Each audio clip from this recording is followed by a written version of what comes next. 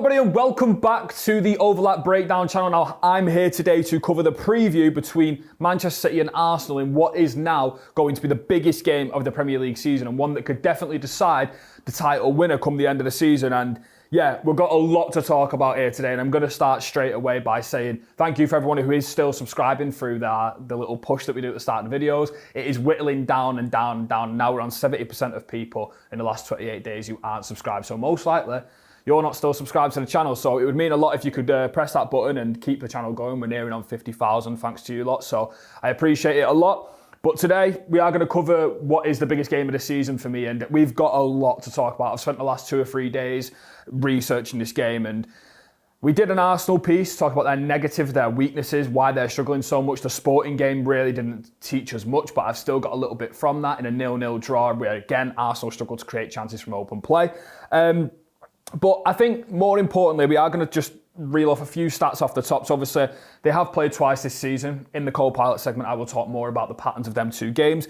But Guardiola's record in April, he's played 38, he's managed 38 games, won 30 of them, drawn 5, lost 3, and the 3 losses he actually had were games in which the second place was nowhere near him. There wasn't any sort of anything at stake, really. The three losses were 2-1 Chelsea in 16-17, 3-2 United with the brace from Pogba in 17-18, and Leeds in 2021. And yeah, he has a 79% win percentage in April in the Premier League since taking charge of Manchester City in comparison to Mikel Arteta's 44%. So already there's a pattern here that's emerging where simply Guardiola doesn't lose when the pressure's on.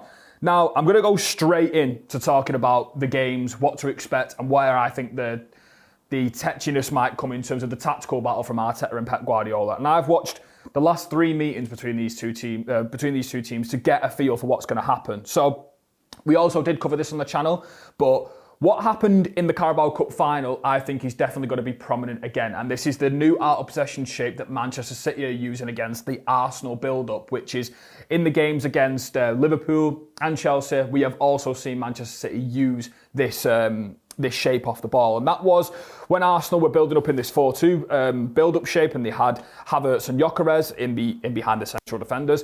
They were using this higher pressing zonal press, really. So centre forwards were stood in front of the 2 number 6s, and the wide players were simply just looking after the other defenders. So right here, this is what it kind of looks like. And what it was forcing Arsenal to do was to find these penetrating passes between the lines behind Cherki and Haaland to break the lines to then turn on the ball and face forward and cut through Manchester City. Now, Arsenal had struggled with this throughout the entire game, and they have since struggled with this against the likes of Bournemouth as well. And we saw it for the Alex Scott second goal, again in that video we did on Monday or Tuesday. So this was the main problem for Arsenal in this game. What it often meant was when these passing lanes were covered up by the 2 central midfield, 2 strikers, they were going long, and Manchester City had this 6v4 with the 2 midfielders camped pretty deep, the centre-backs almost playing 2v1 against the wingers, and it meant that a lot of the long balls like this were pretty favourable in terms of knocking them down into areas where, you know, Manchester City had naturally more players, and that was the pathway for all of Arsenal's build-up play. Then when Manchester City actually got on the ball, they ended up turning up in this sort of front 5 with one of the full-backs pushing in, and that was usually Nico O'Reilly. Now, it is suspected whether or not he's going to be fit for this game, but he is going to play a massive role in this, because if we remember him running across the blind side of Zubimendi and dragging him into the box twice for the 2 goals he scored in this game. And this unique position where he picks up inverted off the left-hand side in this pocket has been where all of Manchester City's joy recently has come from, even against Chelsea at the weekend when they won 3-0. Now, with everything I've just said to you, I want to talk to you about how Manchester City have played against Chelsea and Liverpool. And because Chelsea and Liverpool now know what they're going to do against them, Manchester City, they planned for it a lot better than Arsenal had done. So I thought, what better way to look at it than, even though both of these teams lost by a collective 7-0, both Chelsea and Liverpool started well against Manchester City. In the first 20-25 minutes, they started really well. And I've got to show you what they were doing that's a little bit different to what Arsenal did, and why I think Arsenal could almost be inspired off it. So what did Chelsea do against Manchester City? I've got some screenshots on your screen right now, so we can see the same thing is applicable here. So we've got the 6v4 in the defence, with the Manchester City 2 midfield players sitting deeper. The centre-halves not really marking anyone. They're marking more space, 2v1 and against the wide players. And in the build-up, we can see Robert Sanchez splitting the 2 centre-halves, flat line of 4 in the forward area for City, looking to press that build-up backwards. Now, what actually happened, if you can imagine that Chelsea are the blue team in this situation, so what actually happened was the ball speed was a lot better in terms of Chelsea. So they were looking to bring on Semenyo and Doku. So what happens is Haaland and Cherki aren't the best pressers and they want to save their legs. So when the 2 midfielders of Chelsea were stood here, they actually just maintained their position on the pivot players like that. And they were calling on Semenyo and Doku to do that, to curve inside, use their body angles to trap here. Now, Arsenal also have this privilege, but Hato is obviously a left-footed central defender, and he can use his angles and bend the balls out to the fullbacks across the press of Semenyo. So when this curved run comes in like that, if Cucurella and Hato are in good enough position, he can open up his body and play right away. And that leaves this gaping hole here down the sides of Manchester City's shape. Now, you might think, this is all great in theory, but Chelsea actually managed to do this for Cucurella's offside goal. So second screenshot now, we can see that Semenyo has jumped and his body position just isn't right to cut off that pass to Cucurella. And look at the amount of space Cucurella can receive in here. He receives it, he drives high, and then punches the ball straight down the line for Neto. And what we're looking to do against Manchester City is attack depth. We want to attack the big space because not only does it threaten him behind, it pushes the back line deeper. So if you can imagine that Pedro Neto has received the ball all the way down here, it forces Manchester City's back line deeper. Now, one thing we can all say about Manchester City for how good they have been, and we've praised them countless times on the channel, is the midfield and the forwards, they're not that great in terms of the athletic side of the game, the physical side of the game. Rodri doesn't look on it. And we can see that in this picture here, this third still.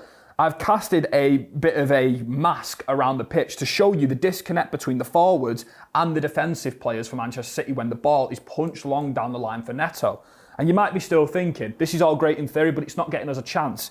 Well, from that massive gaping hole in midfield, João Pedro ends up receiving the ball inside here. And he takes the ball, runs through City's shape, and Cucurella, because he's in behind Semenyo and no one's really tracking his runs, makes a lovely underlapping run between the centre-half and full-back and scores the disallowed goal for Chelsea in this game. And that, for me, is a pattern which Arsenal could definitely use, because what they lacked in the game against Manchester City in the Carabao Cup was the aggressiveness to pass down the sides, to wrap the ball through the midfield, to cut lines open. And they have to look at that Chelsea example, and they are a better team than Chelsea. We all know this. They've got better players than Chelsea. It's that simple. They should be able to create more chances like that. And I'm looking at the likes of Nkapie, Lewis Skelly. I'm not sure on Calafiori because of the injury, but I am looking for these left backs, even the right backs. I'll show you some examples from the Sporting game later. Mosquera is now running inside to midfield. Often against Sporting, he was stood in these positions. You can do the same thing on this side. It's all because of this flat 4 pressing here, where the space is opening up on either side of the midfielder. So, yeah, I want to now throw this on into the next one, which is what did Liverpool do against Manchester City? Now this, in my opinion, was a lot better in terms of the way Liverpool went about it structurally. So, on your screen right now, again, they got beat 4-0. But in the first 30 minutes, Liverpool were the better team against Manchester City. So I've got a screenshot on your screen right now to show you the same thing. City pressing high with them 4 forwards across the line. But how did Liverpool respond to this? Well, Liverpool responded by dropping Curtis Jones between the central defenders. In this picture, you can see that right there. So what we're talking about, if I show you on the board, imagine we've got this build-up shape here, Manchester City still in that shape like that. What they were looking for is simply a midfielder to come and split the centre-halves, push these on down the sides, and that means the full-backs can get on this next line and they can tuck their midfielders in.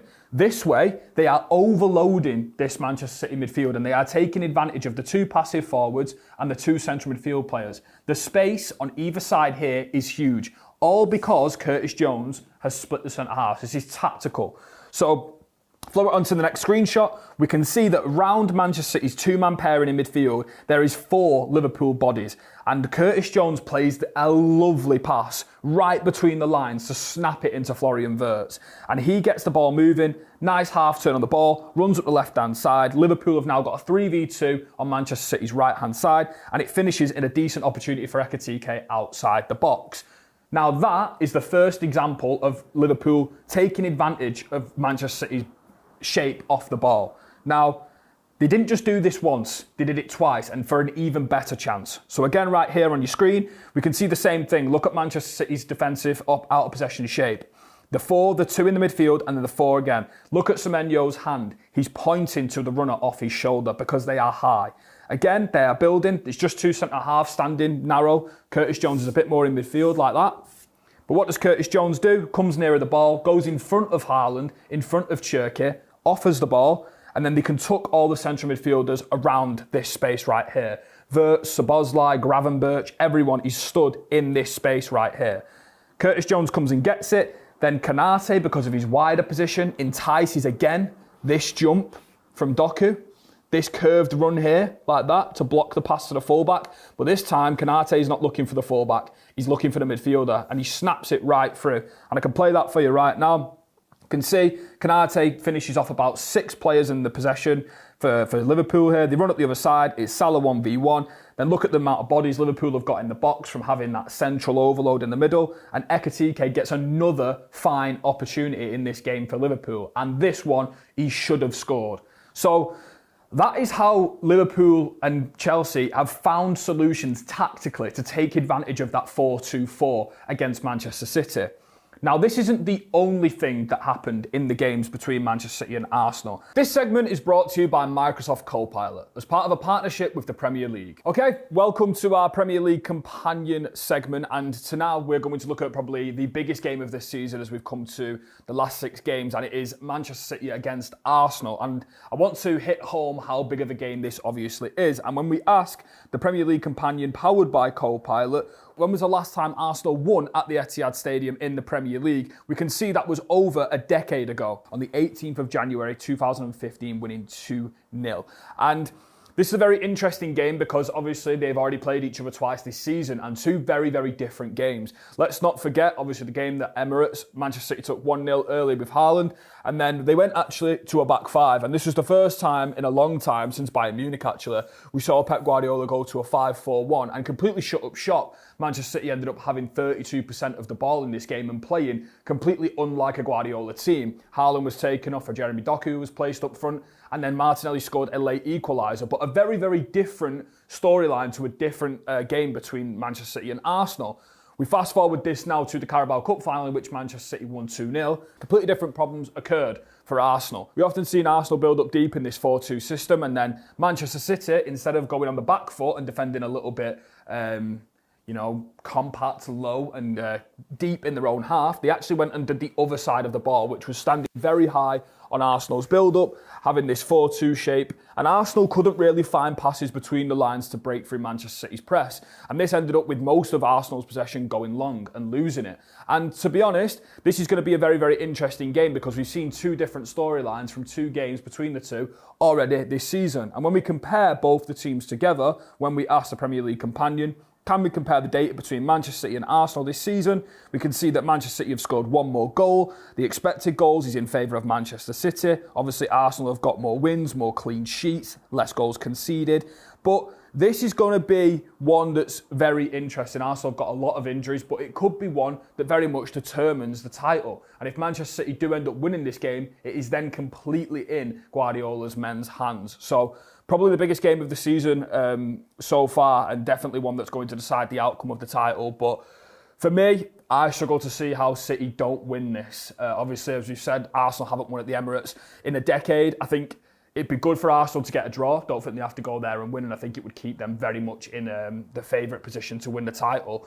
But no Champions League for City. Arsenal now in the semis of the Champions League, and fixture congestion will catch up Arsenal. We've already seen it happen to the likes of Ben White, Bukayo Saka, Martin Odegaard, who are now out injured. So if it was me picking, I would probably say 2-0 Manchester City. I think they've got too much firepower on the outside, and I think Arsenal are having a lot of problems down the sides of their defence, and I think the same plan is very much viable. 30 seasons of data all at your fingertips. From every moment that makes you a fan, from your club history to your favourite players, go to the Premier League Companion powered by Copilot in the Premier League app.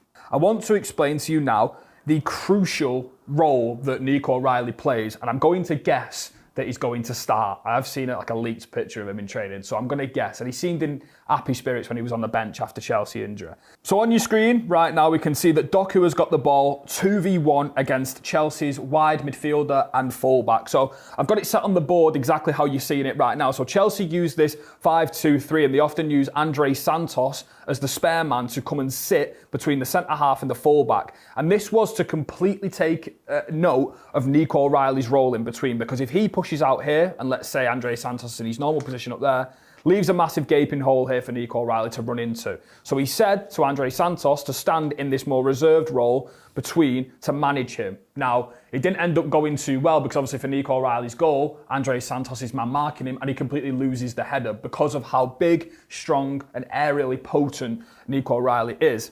Now, the good thing about this build-up shape for Manchester City is that Doku can take not just 1v1s but 2v1s, and he is a carrier into the box, like master. He gets the ball to the box. It doesn't matter how clean it looks, he just gets the ball into the box, whether it's a pass, whether it's a dribble, anything. So when someone's pulling out here, even if it's 2v1 like this, Doku has got the ability to not only combine inside, but to run down the line like this, and he can always enter the box. Now on your screen right now, I'm going to show you that when he receives that 2v1, there is a massive gaping hole that forms between Chelsea's back line as they try and track the runners in behind from their forwards. So again, similar to before, you can see that casted net that I've highlighted around the edge of Chelsea's area. So when Nico Riley makes this run here and he receives the ball in behind like this, Chelsea's back line completely sinks like this. It goes so deep. And obviously because Manchester City are crashing the box like this, it leaves a massive space here. And I mean, I watched the game back on the tactical camera for Chelsea. Rodri and Bernardo Silva, even though, well, Rodri of old is still an unbelievable goal scorer, Arsenal cannot let this happen. They simply cannot let this happen, because Rodri will be licking his lips at that space and he will be arriving there. And Nico O'Reilly, for the chance that I'm showing you here, actually does pull it back. So I'll show you right now, you can see in the box, Chelsea have sank that deep that there's two late box runners for Manchester City here in acres of space. If one of them receives it, they could probably take a touch and shoot, and they're inside the box. Arsenal, I don't believe, will let this happen, by the way, but Arsenal will have to get a grip of Nico Riley's role in terms of the way he attacks the box. Now, I'm going to show you also what Nico Riley's doing in the build-up, because this is also pretty interesting. So whilst I'm rearranging the board, I will say, Manchester City have been doing something really interesting with their build-up in recent weeks, and this is adding someone into the back line to take a +1, take advantage of the ball. So I'll show you right now what's going on. I'll push it on to see if like Chelsea were pressing like this. We'll just do that. And then the back four going man to man. So this was City's build-up shape. Okay? Now, what's happening recently with Manchester City is whether or not it's Donnarumma, whether or not it's Bernardo Silva, one of them players is just going and getting the ball here. Whether it's off the goalkeeper or not, he's just going standing there. And it often lets the centre-halves go like this and split very wide. Now, because of the left centre-half being very wide, it means Nico Riley not only has that role in the opposition's box where he's penetrating in behind with the runs, but he's running inverted like this off the ball in possession for City, like in the build-up. And he often becomes this spare man because Doku's got him pinned. You're not going to let Haaland just have this space, so he's pinned against him. Cherki's against him. Semenyo's against him. And when Chelsea look to work the ball when they look to press the ball like this and they jumped, like that, to block it off, Nico Riley was in this amount of space. Now, usually, that is a good press from a team. They've locked the ball side, he cannot find it. The problem is Manchester City have got unbelievable players. And Kusanov, believe it or not, from how I've got it set up, found Nico O'Reilly in a sequence. So I'll show you right now on your screen how this looks in a game scenario. So right now on your screen, we can see Donnarumma is now the one splitting the centre-halves, and the left centre-half is almost pushed into a left-back position. I've got a marker around Nico Riley. You can see that interesting role he's taking up in between. The ball is worked out to Kusanov, and Chelsea have pressed the ball quite well. If you look at the screenshot, there's not much. They've even got a 2v1 against Haaland, but they've gone man-to-man pretty much across the pitch. There's no real out ball. But Kusanov wraps that ball from his standing position there into Nico O'Reilly. And that turns that chance into a very direct and vertical attack for Manchester City. And the way they attack at pace with Doku, Semenyo, Cherki, Haaland now is frightening. They are not just a tippy-tappy team. They can win the second balls, they can crash in behind. They are ferocious on the break. And that is why not only is this a problem in the build-up, if they can get in behind the Arsenal first line and they can give it to players like Nico O'Reilly, they will physically outdo teams. Whether or not they'll do that to Arsenal, I'm not too sure. But they are a very, very physical team nowadays, especially in the forward line and with Nico O'Reilly and Nunez, really, and Kusanov, pretty much all of them. So it's a very interesting scope what's going on with Manchester City. And I think the way they press high, if Arsenal lose the ball in the deep build-up, trying to break that first line of pressure, Manchester City will punish them. And I watched the Sporting game, Arsenal fans, and congratulations on getting through to the semi-final. But I hate to break it to you, I really wasn't that impressed again. And I want you to win this game, Arsenal, so I'm not having a go at you or anything. But what I noticed a lot in this Sporting game was a little bit encouraging. The execution was off, but it was a little bit encouraging. So they were rotating a lot in deeper possessions. So similar to what I critiqued against Bournemouth, against City, too static, too much of this 4-2, too much of Gabriel, Saliba having the ball, Zubimendi taking 94 touches before a pass, too much of that. That wasn't really the case against Sporting. I've got a screenshot on your screen right here to show you the difference in the positioning of each player. I mean, look at this screenshot. Martin Zubimendi's playing left centre-half. You look at this and you go, them rotations can work. Them rotations can get in behind City's forward line. They've got to have the bravery and they've got to have the quality to be able to do this. If you're going to mix and match positions like this, you're going to rotate in, you've got to have the bravery to do that and you've got to have the quality on the ball. Arsenal didn't have the quality on the ball for large stints in this Sporting game. Second screenshot, we can now see Mosquera, Saliba's at right centre-half. You've got a man stood over there on the far left line. Eze's coming near to the ball. Zubimendi's between the centre-halves. Looks really good. Nice rotations. Even look at the next picture. David Raya's got the ball at his feet. Martinelli stood in front of him. So we're talking about your left winger trying to drag someone all the way in here. Not sure he should be there. He should be pinning high. But look at this from David Raya. Plays it to Saliba, and look, the same thing happens. Sporting, really high line, and Saliba looks to play this pass to Eze on your screen right now. But the quality isn't there. They turn this over and Sporting have an unbelievable chance to run at Arsenal's defence directly after a deep turnover of possession. Now, I was critiquing against Manchester City in the Carabao Cup final. Their build-up is not good enough. The players aren't good enough to technically break through a press consistently when they're stood there like that. Arsenal, they don't have to go there and win. I understand that. But if they want to go there and actually break City down and play through them, I think they've got to take advantage of these sort of spaces that open up. And I know Saliba gives away the ball here, but he's got to do that against Manchester City, in my opinion. There's got to be a fine balance that Arsenal have got to look for. Whilst, yes, if you're playing just in the standard build-up like this and you've got the bodies in between, whilst, yes, all this is good, you need to, I think they've got to go there and score. I think City will definitely score. I don't think Arsenal can hold them off the entire game. They've got ferocious attackers.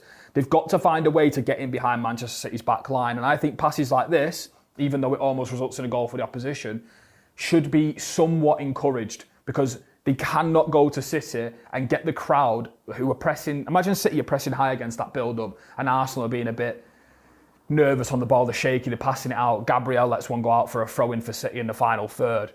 You know, the long ball goes long, Gyökeres loses it, and Rodri's got the ball, and then they carry through. They can't let that happen. They can't let the momentum get for City, because at Etihad, we've seen what it can turn to. And they'll run through teams. So, yeah, I think for me, that is going to be the key. Now, I also think a lot of people were saying, what do you want Arsenal to do in this game? What do you want them to do? Now, I think this all comes down to the fullbacks. So I've got this screenshot here for Hincapie's positioning against Sporting. You can see that Martinelli's pointing to him, Hjulmand for Sporting's pointing to him. This is how I feel about this Manchester City match. I think the positioning of the fullbacks is going to be key. As we've talked about with the Chelsea game plan with getting Cucurella down the side, attacking depth, attacking fast down this side to create that gap in midfield, I think that has to come. But then I also think Martin Zubimendi has to maybe come in here and play like he did against Sporting. Now, the reason why I highlight a fullback for this is because I think he's got the power. Hincapié, I think he's got the power to be this runner, almost like Nico O'Reilly is for Manchester City. Can he receive in this pocket? Can he go and stand next to Manchester City's two midfielders and play here? Can he turn, if Gabriel manages to find him down the side, can he run fast with the ball? Maybe with Martinelli. Can they go 2v1 against Nunez? Can they take advantage of Rodri's legs maybe going, or Bernardo Silva's legs maybe going? Can they get directly running at them after beating that first line of pressure?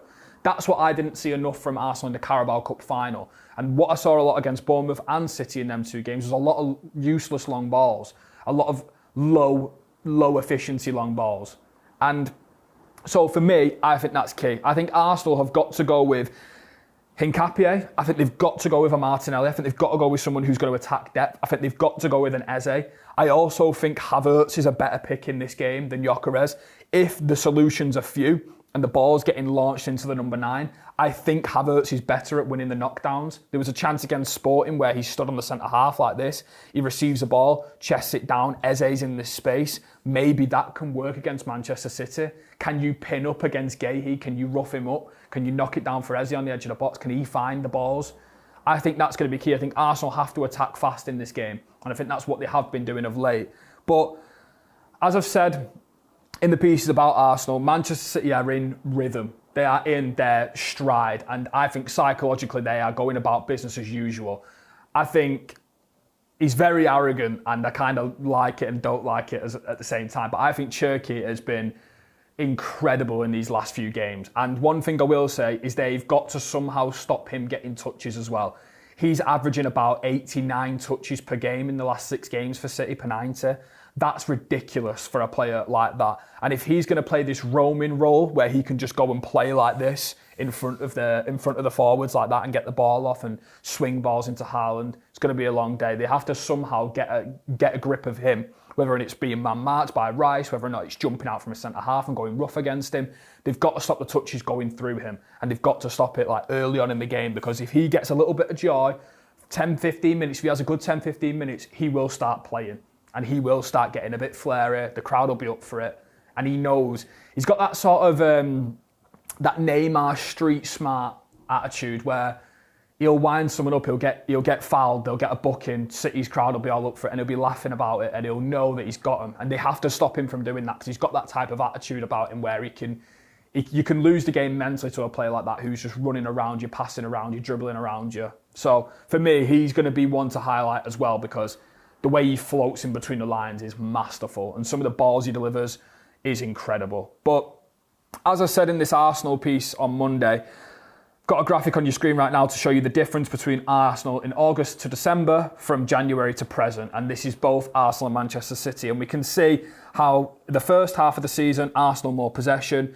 good direct speed, not really that many errors leading to shots. You can see the difference between them and City there. 8 errors leading to shots in comparison to City, 17. But then when we look from January to present, Arsenal now 15 errors leading to shots in comparison to City 6. And 4 of them errors have led to direct goals. So what I was saying before about the build-up, this is why I focus so much on the build-up for me, because the quality of Arsenal's possession recently against a higher pressure, it's not been there. The quality's not there, and it looks... in the first half of the season, I just did not really see an Arsenal player pass it out for a throw-in in build-up. I think I've seen that about 10 times in the last 6 or 7 games. They are passing the ball out carelessly. They are getting nervous under pressure, and even in the Sporting game, I watched one where he passed it out to this side as well. Psychologically, they just need to rectify that. And whether or not that's going long, that's fine. If it's going long, I completely understand that. But they have to probably play Havertz because he's a better wall passer in terms of receiving it on his chest than Gyökeres. That is how it has to work. And then you've got players like Martinelli to attack the depth, Madueke to attack the depth.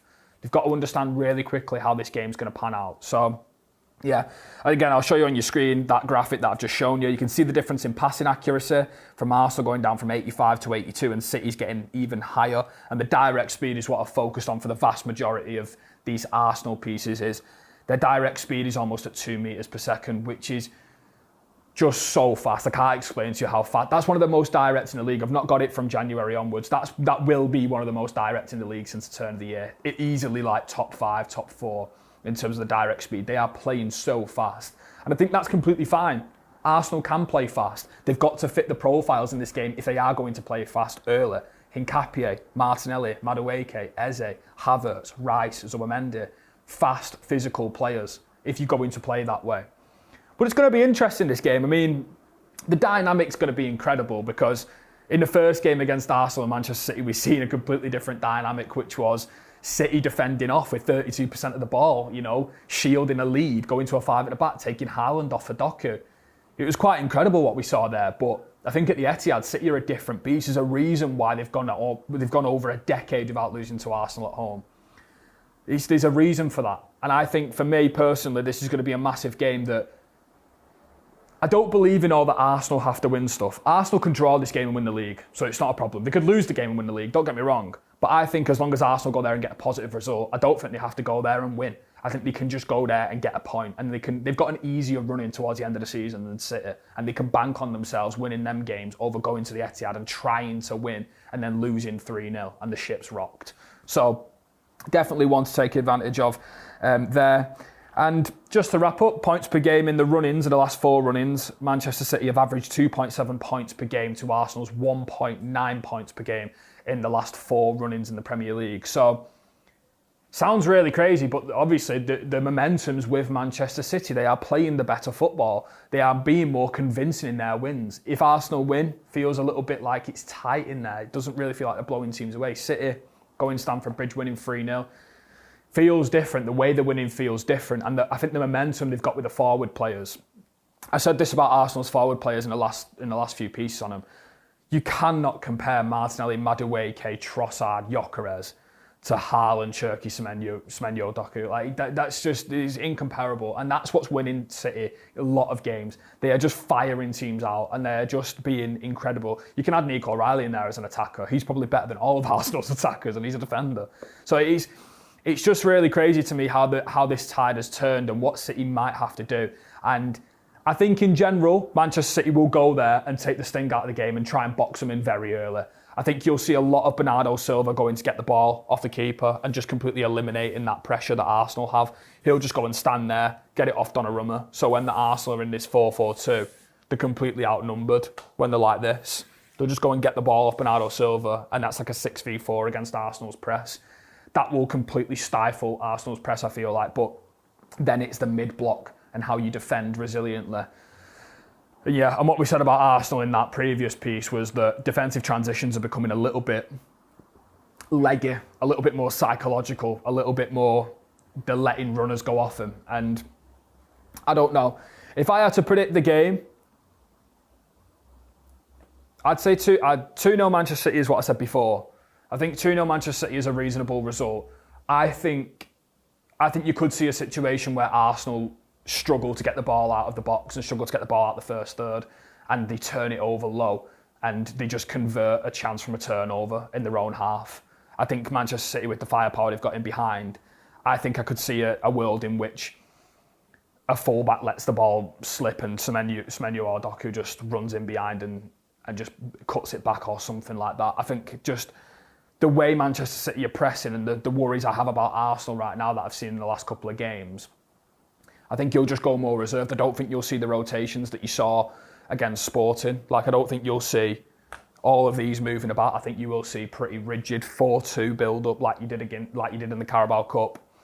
And I think you might just see them trying to hit the centre forward a lot. And I think if they're going to do that and play Havertz, like I said before, if they're going to do that and play Havertz and you've got Eze coming off him, that's completely fine. That's completely fine. I like that. But the conditions that Arteta has been laying out recently are not that. It's not Havertz and Eze. So I think if he's going to go there, he has to do that. But yeah, for some reason, when attackers are in form in a title race, I just struggle to see how you can hold them. You know what I mean? Like, I just think Semenyo just causes so many problems, and we've seen the amount of problems he caused for Hincapié in the Carabao Cup final, the kick and runs down the line. You know, psychologically, they just have the advantage at the moment. But let's not forget, Arsenal are the best team in the Premier League right now. They are the top team in the Premier League. They're in the Champions League semi-final, and for all the stick they've been given, they're going about business. And as I mentioned in the other piece, they have got the most points of anyone in 2026. So let's see how they get on. I think it's going to be a cracker, to be honest, and I really look forward to it. And obviously, depending on the result, we will cover it on Monday morning. So yeah, thank you very much for watching. Please don't forget to like, comment, subscribe to the channel, and let us know what your score prediction is for the game with Manchester City and Arsenal. And we'll catch you next week for some more analysis. Thank you.